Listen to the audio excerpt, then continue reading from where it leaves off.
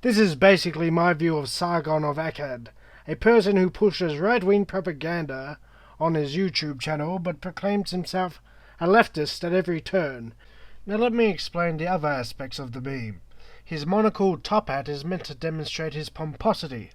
His Vote UKIP badge is a reference to the time he showed a great deal of sympathy for the party's leader, Nigel Farage, which outed him as a UKIP supporter. This World War II era poster was my inspiration. This is supposed to be a depiction of William Joyce, the infamous traitor who delivered pro-German broadcasts from the city of Hamburg. He was clearly portrayed as a pompous buffoon, and when you think or hear pompous buffoon, you immediately think of the YouTuber Sargon of Akkad.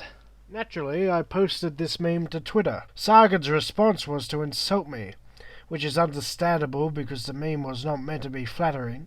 Changed the wording, replacing the UKIP badge in the process, and then using my picture as his new avatar. Without giving me credit, of course. But that's hardly surprising, is it? Now, why do I think he is right-wing? He is an anti-feminist, he rants about collectivism, he believes the right-wing trash that is written in The Road to Serfdom, and he also quotes the Heritage Foundation, a right-wing organisation founded by a Pinochet sympathiser. Indeed, he is so ignorant and delusional that he thinks the current Conservative government in the UK is left-wing. A government that is introducing anti-trade union legislation, privatising the NHS, and ranting against immigration is left-wing?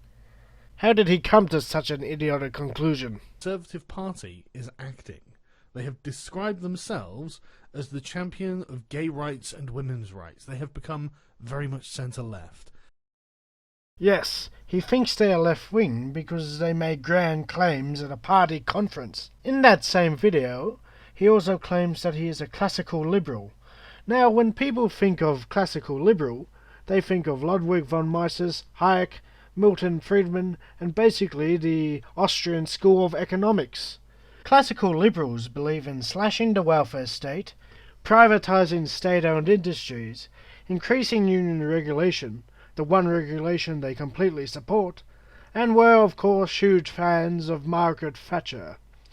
If they had their way, the British National Health Service would also be privatised. Yes, that's the kind of leftist Sargon is, a person who supports an economic school that wants to privatise the NHS, even though Tories like Harold Macmillan are more left-wing than him. If this wasn't enough, he also quotes the Heritage Foundation to bash the left, a foundation founded by a supporter of Pinochet, and allows Pinochet's ministers to write articles for their website, and basically constantly pushes a hard right agenda.